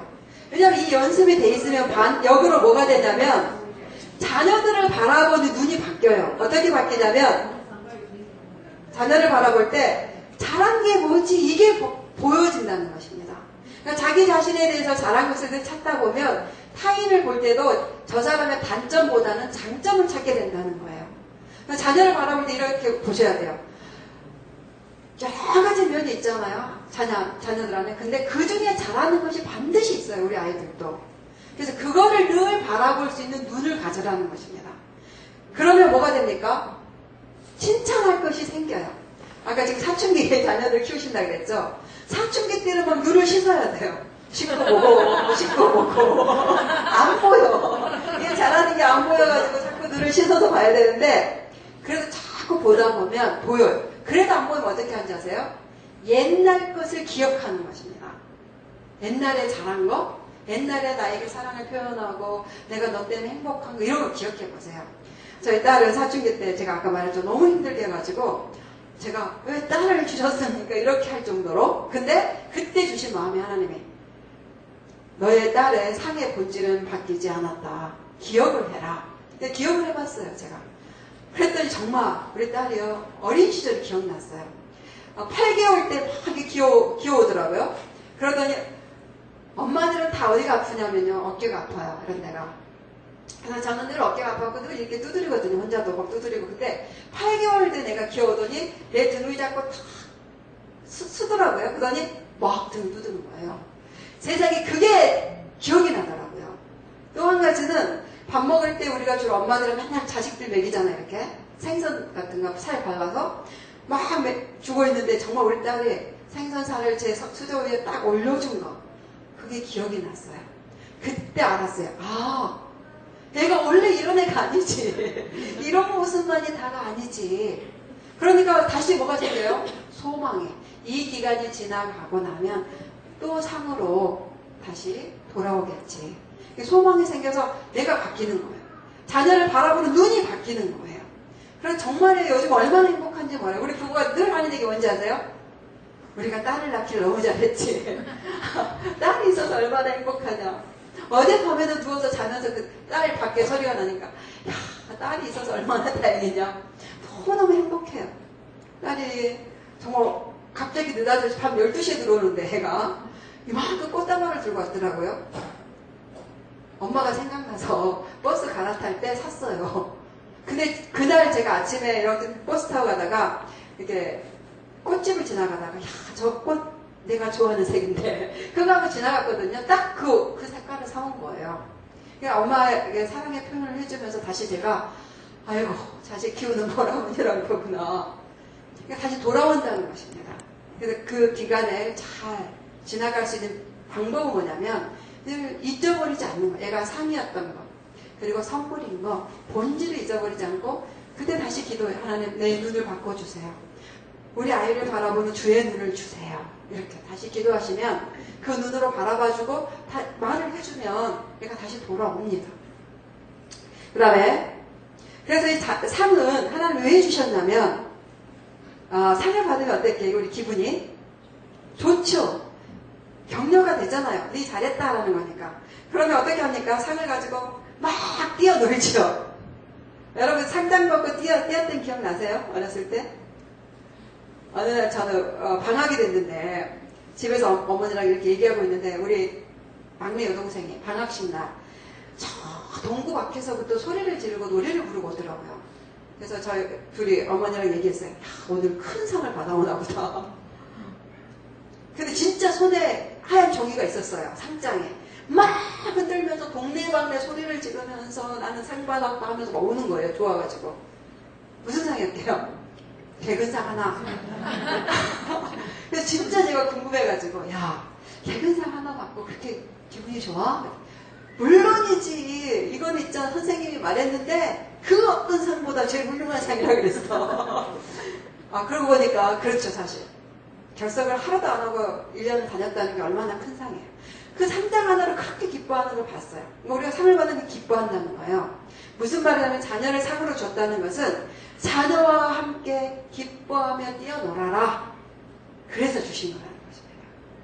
이 세상을 살아갈 때 힘든 일도 많고 그러겠지만 자녀와 같이 재밌게 보내라. 그래서 자녀를 주신 거예요. 그러니까 자녀를 특별히 젊은 엄마들, 젊은 아빠들 공부해 이거해 막 하면서 엄마와 아빠하고 놀 시간이 없다.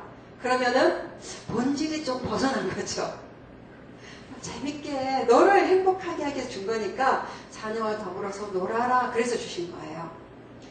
자녀가 다 컸는데 어떻게 해요? 지금도 놀 수 있어요. 저희 아버지는 70 정도 되셔가지고 돌아가셨는데 그때까지 자녀들하고 뭐 하고 노신지 아세요? 미나토를 치세요. 명절 때 모이면 10원 내기 너무 그 좋은 기억이 있어요. 우리 손주들, 특별히 손주들 데리고 손주들이 지금도 기억해. 할아버지하고 그거 했던 거 너무 재밌었어. 할아버지 너무 좋아. 우리하고 놀아줬잖아. 그런 거예요. 그러니까 할아버지도 행복하고 손주들도 행복하고 저희도 아버지가 그렇게 즐거워하시는 모습이 너무 행복하죠. 그런 거예요. 그러니까 자녀와 시간을 같이 하고 뭔가를 같이 해라. 이 말로 자녀를 주셨다는 것입니다. 그래서 이거를 해볼 수 있는 걸 하나 얘기해 드리겠습니다. 그 뭐냐면 가족의 시간 만들기입니다. 자기 가족만의 시간을 아예 만들어 버리는 거예요. 하루 종일 놀 수도 없고 1년 내내 애들하고 놀 수가 없잖아요. 그러니까 아예 시간을 정해. 일주일에 한 번.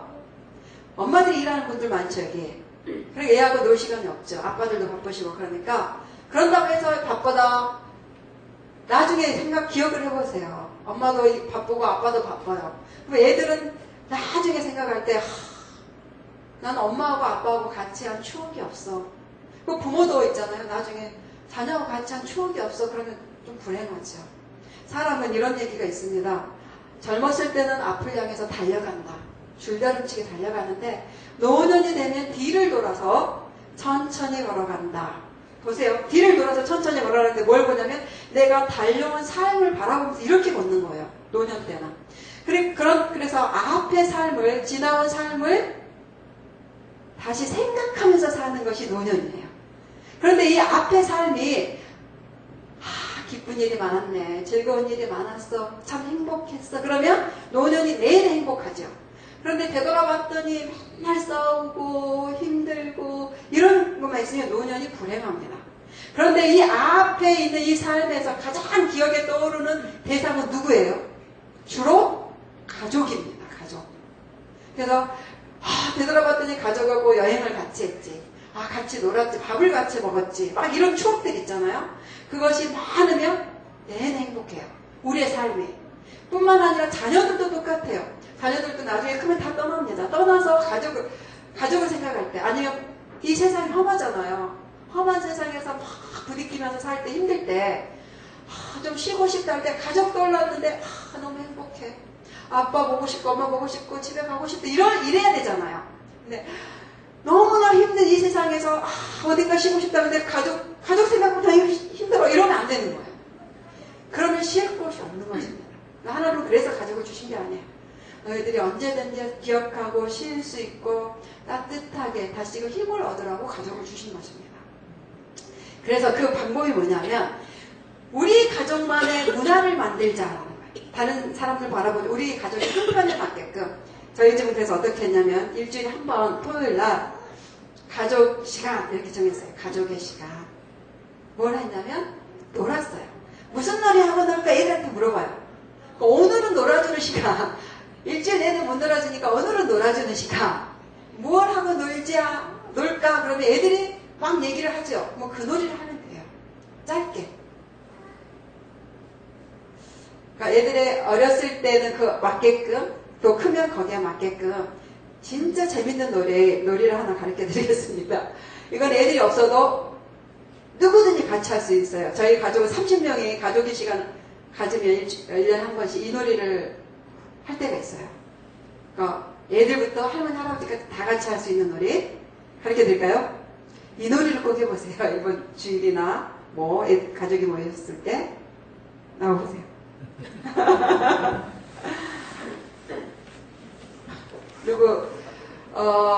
누구 같이 나오실 분? 없으세요? 형제님들 좀 젊은 분. 저기 뒤에 안에 있으시면 딱 좋은데. 와보세요. 아닌가요? 여기 있네. 여기 나오세요. 자, 이 놀이를 꼭 해보세요. 우리 친구들끼리 해도 재밌어요. 자, 같이 놀면 뭐가 생기냐면 친해집니다. 그러니까 가족은 친해져야 돼요. 자, 앉아보세요. 두 분 다. 신발을 좀 벗어보세요. 신발을 벗고 이렇게 서로 마주 보시고 이렇게 안으로 넣어가지고 일어나서 보세요. 일어나서 보세요. 응원하셔야 돼요, 지금. 자기가 좋아하는 집사님들 응원하시기 바랍니다. 자, 손을 먼저 떼거나 먼저 넘어지는 사람이 지는 것입니다. 이거는 발로 미는 거예요. 이쪽으로 가서 밀어도 되고, 이 발을 세워가지고 확 밀어도 되고.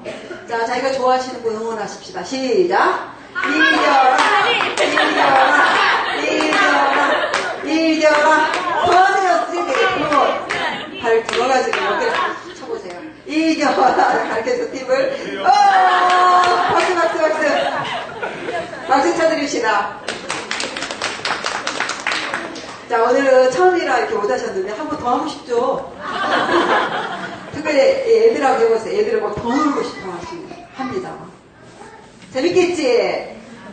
너무 어린애는 뭐 좀 깔아놓고 넘어질 때 혹시 다칠까봐. 이 놀이를 한 순간에 엄마든 아빠든 애들이든 땀이 나요. 사실 조금만 하면. 그래서 온 집안에 순식간에 웃음이 확 퍼집니다. 그렇게 하고 나면 친해져요. 더 많이.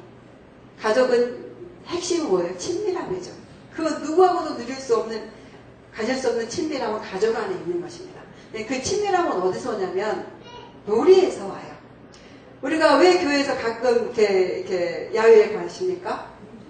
친해지려고 그런 거잖아요. 학교에서도 왜 같이 뭐 이렇게 MT 간다 이런 거 하냐면 친해지려고 해요. 그러니까 가족이 제일 먼저 친해져야 되는데 그것을 같이 놀이를 같이 할 때, 시간을 같이 가질 때예요.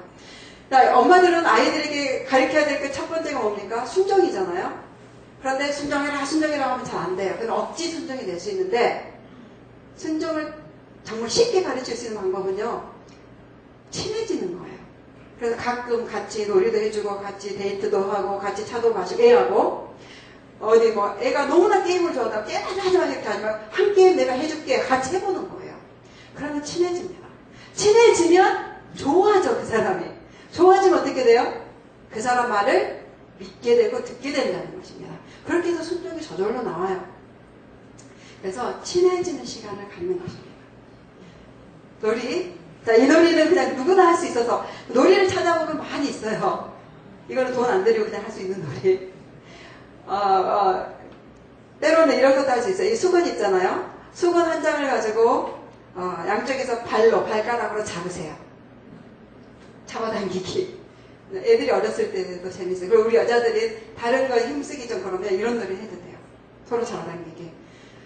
이렇게 여러 가지 놀이를 개발하시면서 놀아요.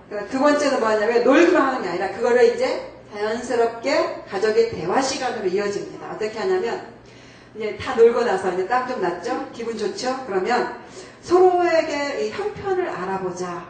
대화를 해보자. 자, 지금 대화 시간 이렇게 하는 것보다는 이렇게 하는 거예요. 요즘 어떻게 지내? 기도 제목을 좀 나눠보자. 이렇게 하는 것입니다. 기도 제목. 서로 물어보면 그때 뭐가 돼요? 자기 형편을 나누게 되죠. 부모도 반드시 기도 제목을 나누세요. 얘들한테. 얘들도 부모의 형편을 알아야 됩니다. 그래서 부모를 위해서 기도할 수 있도록. 그래서 가족이 하나가 될 수 있도록.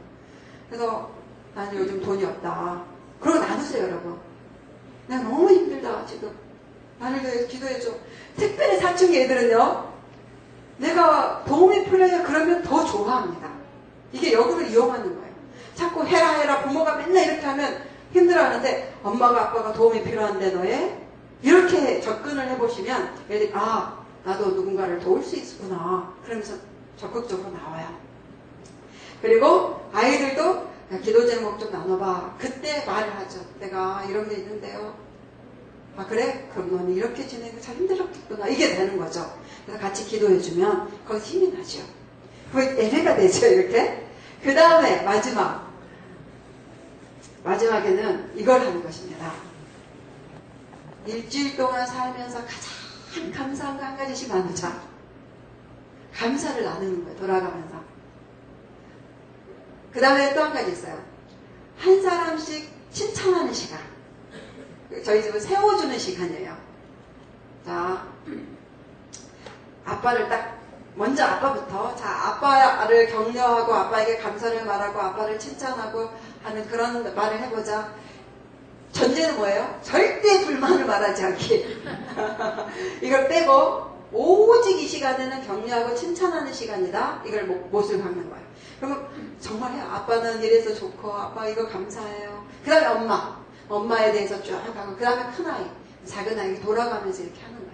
그럼 가족이 금방 화목해지죠. 저는 애들을 키우면서 때로는 애들이 막 서로 불만이 있을 때 있잖아요. 서로 싸우고. 그럴 때는 모든 걸 중단해. 자, 가족의 시간이다. 이렇게 해요, 금방. 자, 맛있는 거 하나 먹고 서로 좀 이렇게 칭찬하는 시간 해보자. 또 이게 습관이 되면 저절로 나와요. 그럼 막 이거를 일주일에 한 번씩 한다고 생각해 보세요. 그러면 평상시 살 때 어떻게 살까요? 그날 나눠야 되니까 감사가 뭐지? 막 생각하는 거예요. 아, 칭찬할 게 뭐가 있지? 가족을 바라볼 때 이렇게 바라본다는 것입니다. 그렇게 해서 그날 또 나누게 되고, 이게 계속 이어지면 가족이 든든해지고 행복하게 되는 것입니다. 이 행복이 어디서 왔지? 어떻게 만들었지? 아주 작은 것에서 온 거예요. 어느 날 우리 아들이 사춘기가 딱 접어들었는데 분위기 이상한 거예요. 막 동생들한테 좀 까칠하게 하고. 그래서 제가, 야, 우리 다 공부 다 그만두고 다시 한번 이렇게 서로 감사하고 세워주는 말 해보자 했어요. 형아를 딱 앉혀놓고. 근데 막 했어요, 동생들이. 끝났어요. 우리 큰아들이 저희가 왔어요. 엄마, 참 신기하네요. 내가 요즘 참 동생들한테 못되게 부르는데 저에게 저렇게 좋은 말을 해주다니. 동생들이 나를 그렇게 생각하는 줄 몰랐어요. 그러면 다시 좋은 형이 됐어요. 그러니까 그렇게 동생들이 바라보니까 다시 온 상태로 복귀가 되는 거예요. 어느 날 가이가 또 사춘기 때 힘들어할 때 우리 가족의 시간에 기도를 해줬어요. 기도를 해주는데 우리 남편이 이런 거예요. 나비 날개가 보인다. 아까 뭘 본다 그랬잖아요. 이 사람이 기도할 때. 나비 날개가 보인다. 그런 거예요. 화려한 나비 날개가 보인다. 제가 역시 우리 아들은 멋있지. 그런데 몸통은 아직 고치 속에 쌓여있다. 나비 날개는 막 나와서 나르려고 하는데 이 몸은 아직 빠져나오지 않는 상태가 보였던 거예요. 그때 우리 아들이 하는 얘기, 내가 그런 시기였군요. 그리고 온 가족이 이해를 했어요. 뭘 이해했겠어요? 사춘기는 바로 이런 시기구나. 날개는 나와 있는데, 그러면 날고 싶은데 안 날아지는 거. 그러니까 온 가족이 뭐가 되겠어요? 이해가 되죠. 너가 그렇구나. 그때부터 기도 제목은 하나님 우리 모두 인내하게 해주세요. 이 기간에 잘 풀려나올 때까지 기도하겠습니다. 기다리겠습니다. 모든 아이들이 사춘기가 다 그 시간이에요. 아셨죠? 날개는 나와 있는데 몸은 안 나와서 누가 제일 괴로울까요? 본인이 가장 괴롭다는 것입니다. 본인이 힘들어요. 그래서 좀 이해를 해주고 기다려줄 필요가 있습니다. 그렇게 서로를 이해하는 시간, 좀 세워주고 격려하는 시간, 그것이 가족의 시간이에요. 저희가 일주일마다 그렇게 감사를 나눴더니 그 효과를 봤어요. 애들이 커서. 저희 집이 진짜 작은 집에서 5명이 살았습니다. 진짜 작은 집. 애들이 거기서 이제 사춘기를 보냈죠. 이렇게 딱 움직이면 몸이 이런 데 부딪혀. 이게 성장을 하니까 막 이런 데 부딪히는 거예요. 그리고 우리 딸은 자기 방이 없었어요. 그게 가장 마음이 아팠어요. 딸에게 자기 방을 못 준다는 거. 그래서 덜 마음에 좀 있었습니다. 제 안에. 그렇게 하고 이사를 갔습니다. 오래 살다가 그런 집에서 좀 큰 집으로. 드디어 제일 제가 행복했던 건 딸에게 방을 줄 수 있었다는 거예요. 그래서 첫날 물어봤어요, 제가. 야, 이 방이 생겨서 좋지. 그동안 참 힘들었지. 그랬더니 우리 딸이 하는 말이에요. 아니, 엄마. 아, 이제 스릴이 없어졌네요. 무슨 스릴? 전에 조부님이 살 때 스릴이 있어 좋았어요. 어떤 스릴이요? 옷 갈아입을 때마다 자기 방이 없으니까 남의 방에서 문 잠궈놓고 이렇게 언제 들어올지 모르잖아요, 누가? 그래도 자기는 늘 스릴이 있었대요. 화장실에서 갈아입을 때 언제 들어올지 몰라서 스릴 이렇게 확 갈아입고 그렇게 즐겼다는 걸 자기가 그때 너무 감사했어요. 그 말을 해줘서. 근데 그게 어디서 왔을까 했더니 늘 우리가 감사를 나눴다는 거예요. 엄마가 이 좁은 집에 사는 때 한 번도 불평을 안 했다는 것입니다. 그러니까 애들도 불평을 안 했어요. 그러니까 제가 늘 말했죠. 집은 좁지만 따뜻하지 않아. 제가 추운 곳에 많이 살아봐서 따뜻한 집이 제일 좋았어요. 그래서 항상 얘기했습니다. 야, 집은 좁지만 따뜻해서 얼마나 좋니? 맞아, 엄마 너무 좋아. 지금도 물어봐요. 가끔 옛날에 사실로 말해봐. 좁은 집에 힘들었지? 아니요, 엄마 좋았는데 나는? 그게 그 가족의 시간에서 왔다는 생각이 들었어요. 늘 감사를 말하니까 몸에 밴 거예요. 감사를 말하는 게. 그럼 뭐가 됩니까? 어떤 형편에든지 감사를 말할 수 있다는 것은 행복하게 살 수 있다는 것이죠. 그래서 이렇게 그래서 제가 자녀를 위해서 감사 기도를 하라 이런 거예요. 그럼 자녀가 늘 자녀와 더불어 사는 것이 행복해. 그래서 다시 키우고 싶다 뭐 이런 생각이 들 정도로 행복하게 자녀를 키울 수가 있습니다. 가족의 시간 만들기. 가족의 시간 해보실래요? 해보겠다 하신 분. 다 하셔야 됩니다. 숙제 한 가지 더. 가족의 시간을 정해오세요. 우리 집은 언제 하겠습니다. 일주일에 한 번, 아니면 한 달에 한 번. 한 달에 한 번 해도 됩니다. 어떤 청년이 이런 말을 하더라고요. 저희 집은 가족의 시간 했어요. 여러분도 그런 분 있을 거예요. 어떻게 했는데요? 그랬더니 자기 집은 어렸을 때부터 한 달에 한 번 아버지가 월급날 통닭 2마리를 샀대요. 그러니까 월급만 타면 통닭을 2마리 샀대요. 그래서 치킨데이라고 자기 집은 이름을 쳤대요. 그래서 아들 둘에게 촥 치킨 2마리를 풀어놓은 거야. 아빠 월급 타갖고. 그래서 정말 잘 먹었대요. 그러니까 몸에 뱄어요, 이제. 그래가지고, 이제 장성해가지고, 둘 다 취직해가지고, 돈을 봅니다. 근데 두 아들 다 월급날만 되면 치킨을 2마리씩 사간대, 집에. 이게 습관이 된 거예요, 아들들이. 그래서 지금은 아버지가 제일 많이 드신대요. 옛날에는 안 드셨던 거예요, 아들들 먹으라고. 근데 이 청년이 하는 말이에요. 자기는 통닭만 보면 아버지, 통닭만 보면 가족. 기억이 나서 따뜻하잖아. 통닭만 보면 사들고 가고 싶고 가족이 기억나고 그런 거예요. 그게 가족만의 문화입니다. 그러니까 그런 자기 가족만의 문화를 만들어 보세요. 저는 이제 애들이 컸을 때는 우리 집만의 문화 중에 하나는 그거예요. 차 마시는 것입니다. 제가 차를 좋아하니까 닭이를 하나 탁 갖다 놓고 녹차를 따르면서 대화를 너무 그런 것도 좋은 것 같아요. 애들에게 추억이 되고 자기 가족만의 추억 만들기, 가족의 문화 만들기. 나는 언제 하겠다. 우리 가족은 내일 숙제를 한번 체크하겠습니다. 그리고 오늘 가서 가족하고 의논하셔서 꼭 적어 오시면 좋겠습니다. 마지막으로 한 가지만 더 하고 이제 마치겠습니다. 마지막으로 자녀의 정체성은 자녀는 화살이다 이렇게 말했죠. 아까 우리가 성경 읽었을 때 화살인데 화살통에 화살이 가득한 사람은 복되다 이렇게 말했습니다. 무슨 말이냐면 이 자녀는 화살이다 말은 화살은 뭐예요? 무기입니다. 무기. 무기는 갖고 있으면 힘은 돼요. 힘은. 그러니까 자녀가 많으면 힘이 됩니다. 이 육적인 자녀가 별로 안 많아도 없어도 영적인 자녀가 많은 것은 힘입니다. 여러분 교회 안에서 영적인 자녀들이 있으시죠? 그것이 여러분의 힘이에요. 그건 하나님 나라 전체의 힘입니다. 그래서 이렇게 영적인 자녀가 많아야 되고 그리스도인 가정 안의 자녀들은 다 하나님 나라의 무기예요. 그래서 하나님의 입장에서 뭡니까? 하나님 나라의 군사입니다. 그래서 하나님은 그들을 자신감 있는 군사로 키우기를 간절히 원하시죠. 이 자녀에게는 그래서 필요한 게 뭐냐면 자신감이에요.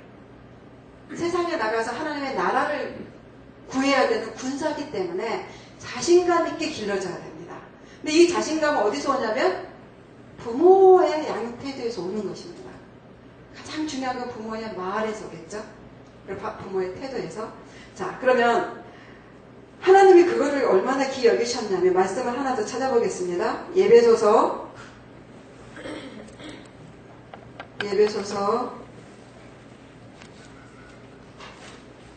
6장 4절 말씀입니다. 예배소서 6장 4절.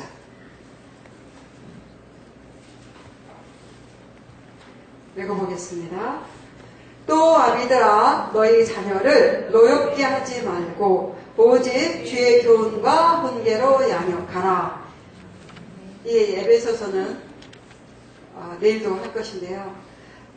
모든 관계에 있어서 올바른 도리, 태도를 말했습니다. 그 중에서 부모들, 이 아비들하는 부모들로 하면 되겠죠. 부모들이 자녀를 대하는 성경적인 첫 번째 태도, 올바른 태도는 노엽게 하지 않는다예요. 신기하지 않아요? 자녀를 사랑해라든가 막 이런 말이 아니에요. 자녀를 화나게 하지 마라. 이게 첫 번째예요.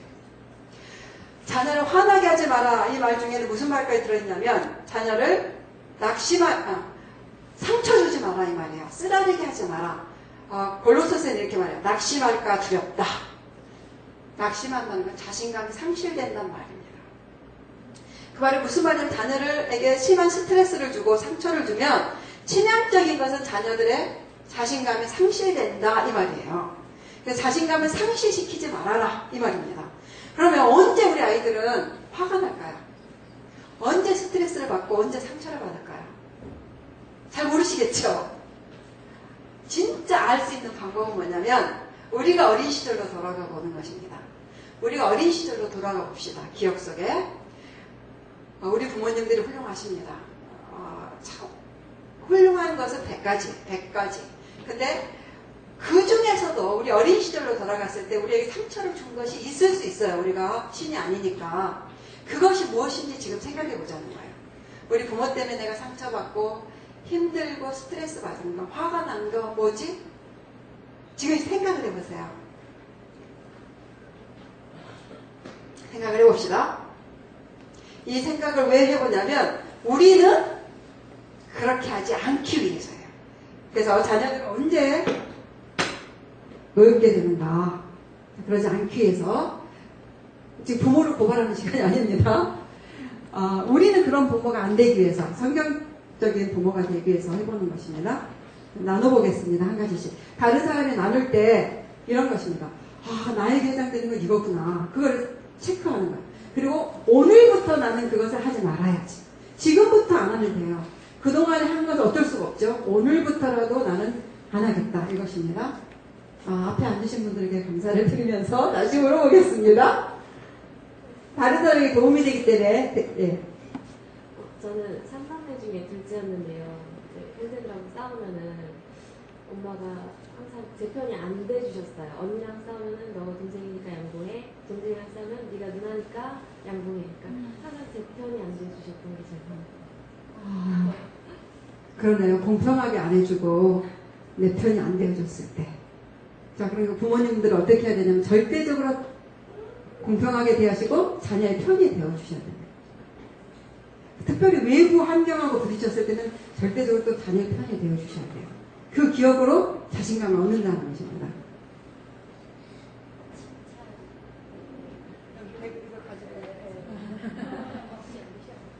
안 되시죠?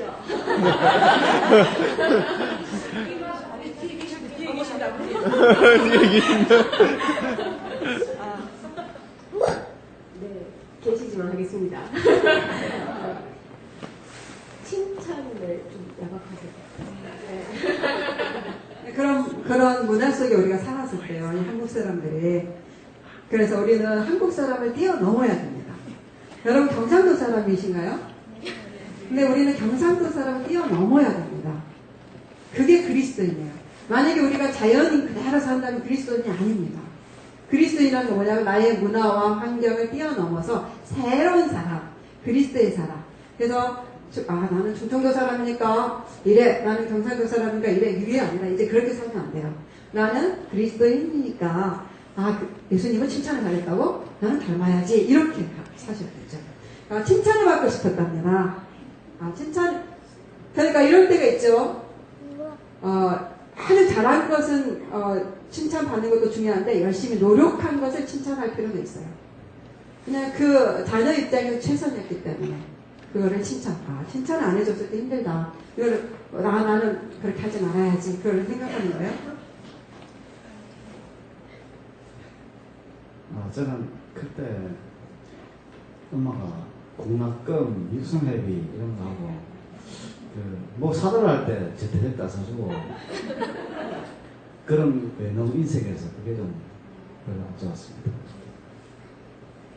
너무 인색할 때 돈이 없어서 못 사줬을 것 같은데 이해를 해주시고 그렇지만 부모들 저도 그런 생각이 들어요. 우리 큰아들 키울 때 돈이 진짜 없어가지고 너무 못 사줬어요. 그게 너무 지금도 미안해요. 지금 생각했을 때 아무리 돈이 없어도 그래도 좀 가끔 사줬어야 되는데 그러니까 그 아이가 이러더라고요. 놔두면 아예 가게 가갖고 돈 있을 때 원하는 대로 사는데 그걸 못 사더라고요. 가격표만 보고 있더라고요. 진짜 미안하죠. 그래서 후회가 돼요. 저도 이해를 해주세요.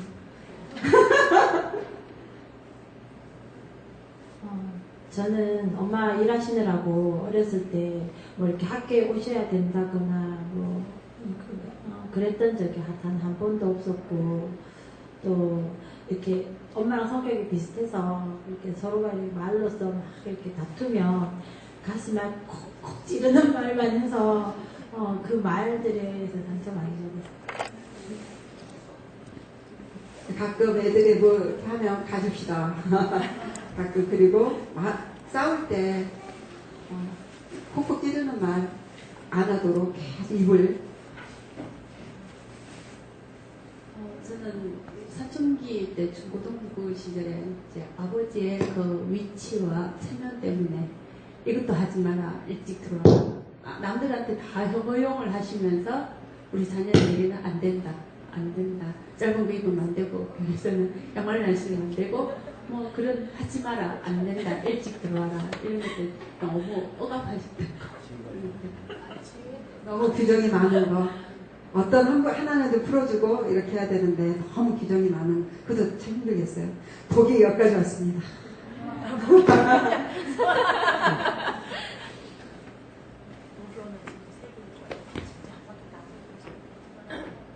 저는 어릴 때 엄마가 좀 아파서 계속 집에 자주 안 계실 때, 그 시간을 자주 못했을 때, 그게 가장 이제 좀 마음이 아프더라고요. 그러겠어요. 네, 엄마 아빠가 너무 집에 없을 때 부재.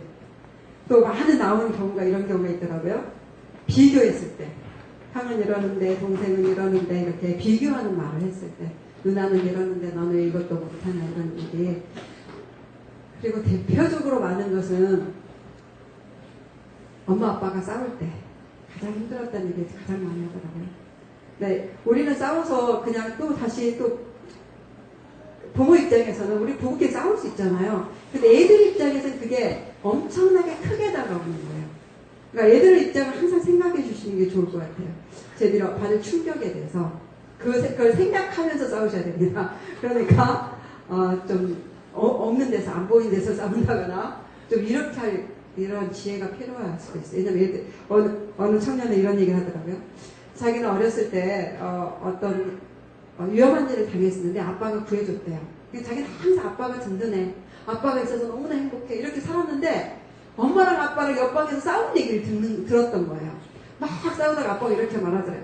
다 필요 없어. 나는 너희들 다 버리고 집 나갈 거다. 나는 애들도 필요 없어. 그때 충격이 너무 컸다. 아빠가 나를 버리고 가겠구나. 그러니까 애들은 그 말을 진심으로 받아들이는 거예요.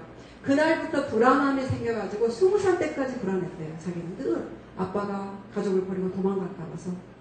그러니까 늘 애들은 어떻게 생각할까를 생각할 필요가 있다는 거예요. 그런 말들이 상처를 주고 불안하게 만든다는 것입니다. 자, 지금 내가 하지 말라니까 하나만 적으세요. 우리가 나눴는데 나는 그럼 말을 앞으로 조심해야겠다 이렇게 하나. 나는 조금 사주라고 할 때 돈이 없지만 그래도 한 번 몰아서 하나는 꼭 사줘야겠다라든가 또 이제 칭찬 뭘 잘했을 때는 좀 격려를 해야 되겠구나. 때로는 사랑 표현을 좀 가끔은 해야 되겠구나. 특별히 우리 노인분들은 뭘 해야 되겠습니까? 손주들에게. 그리고 며느리들한테 좀 가르쳐 주시고, 야, 그럴 때는 좀 감싸준다더라. 그리고 할머니가 좀 안아주시고, 이렇게 하면 좋을 것 같아요. 마지막으로, 나는 지금까지 좋은 엄마, 좋은 아빠였지만, 그래도 먼 훗날에, 먼 훗날 우리 자녀들이 우리를 기억할 때, 어떤 엄마를 기억해 줬으면 좋겠다. 어떤 아빠를 기억해 줬으면 좋겠다. 그걸 한번 생각해 봅시다. 우리 자녀들이 나를 어떤 사람으로 기억해 줬으면 좋겠다. 기도하는 부모, 놀아주는 부모, 여러 가지 있잖아요. 좋은 엄마, 자신감을 심어준 아빠, 여러 가지가 있을 때는 한번 그걸 생각해 보세요. 우리 아이들에게 난 어떤 부모로 기억되고 싶다. 그것을 나의 사명으로 하나 받아들이는 것입니다. 나는 그러면 오늘부터는 이런 엄마가 되겠다. 오늘부터는 이런 아빠가 되겠다. 저는 좋은 엄마가 저의 목표예요. 좋은 엄마. 그 목표를 세우니까 때때로 좋은 엄마가 안 될 것 같은 순간에 난 좋은 엄마지. 그래서 다시 좋아지는 거예요. 굉장히 도움이 되더라고요. 그래서 나는 이런 엄마가 되고 싶다. 이런 아빠가 되고 싶다. 이거 하나씩을 생각해 봅시다. 그리고 기도하겠습니다. 근데 힘들어요, 사실. 정말 좋은 엄마, 좋은 아빠 이게 되는 게 쉽지가 않잖아요. 그런데 성경에 이런 말씀이 있습니다. 시편의 68편에 하나님은 그의 백성에게 힘과 능력을 주신다. 우리가 부족해서 잘 안 되는 부분은 도와주실 분이 있어요. 누가 있습니까? 하나님. 그런 생각이 들어요. 가끔 나도 엄마가 필요해. 니만 엄마가 필요한 게 아니라 나도 엄마가 필요해. 그쵸? 아빠들도 그렇죠. 나도 아빠가 필요해. 너만 아빠가 필요한 게 아니야. 나도 아빠가 필요해. 근데 저희 부모님 사실 양가 부모님 다 돌아가 있어요. 그런데 있더라고요. 누가 계십니까? 아빠가 계세요. 하나님. 우리 모두의 부모가 계십니다. 하나님이죠. 그래서 그 하나님 뭐라고 말씀하셨냐면 내가 도와줄게. 이렇게 하셨다는 거예요. 내가 너에게 힘과 능력을 주겠다. 좋은 부모 될 수 있도록. 우리는 될 수 있어요. 여러분의 부모가, 우리의 부모가 좋은 부모 아니었을지라도 괜찮습니다. 하나님의 아버지가 계세요. 그분이 우리를 도와주시면 우리부터 좋은 부모가 될 수 있다는 것입니다. 그것이 세상 사람들과 달라요. 우리는 하나님의 도움을 받을 수 있기 때문에. 그래서 기도합시다. 하나님, 난 이런 엄마 되고 싶고 이런 아빠 되고 싶습니다.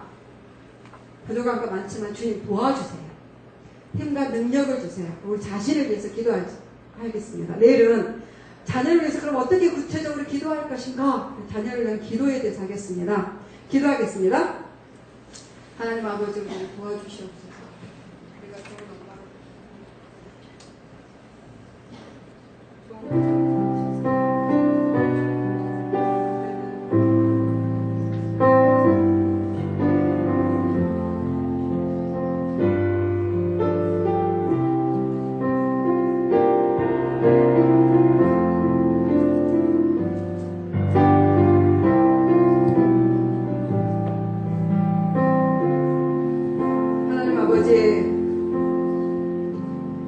되돌아보면은 우리가 부족한 것도 많고 잘못한 것도 많습니다.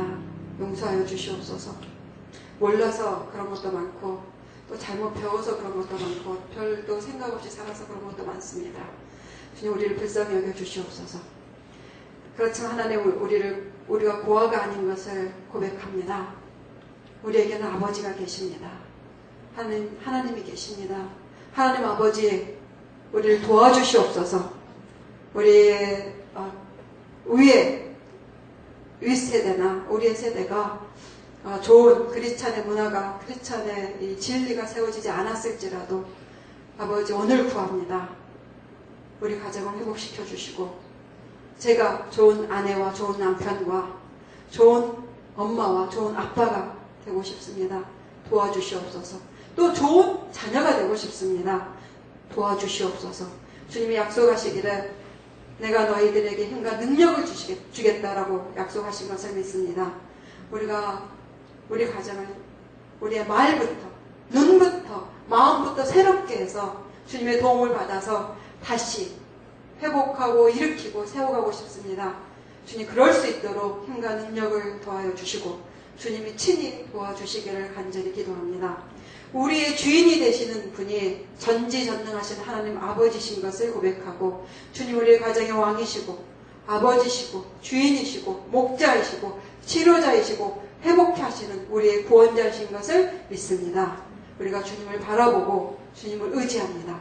아버지 우리 가정부터 우리의 다음 세대는 우리 가정부터 좋은 가정을 이루어서 다음 세대는 정말로 아름다운 멋진 크리스찬의 좋은 가정을 이루어서 천하 만민에게 복이 되는 아버지 그런 가정을 이룰 수 있도록 축복하여 주시옵소서. 우리 성도님 한 사람 한 사람 또 우리 가정 또 우리 자녀들 아버지 주님의 얼굴에 빛을 비추셔서 회복시켜 주시고 잘 자라도록 복을 주시고 지켜주시고 주님의 은혜와 평강 가운데 축복의 통로로 살게 하여 주시옵소서. 그래서 우리 가정이 온전하게 세워져서 정말로 하나님이 약속하신 그 약속의 자녀, 약속의 가정, 천하 만민에게 축복을 나눠주는 그런 복된 가정 되도록 아버지 우리를 도와주시옵소서. 예수님 이름으로 기도합니다. 예, 수고하셨습니다. 마치겠습니다.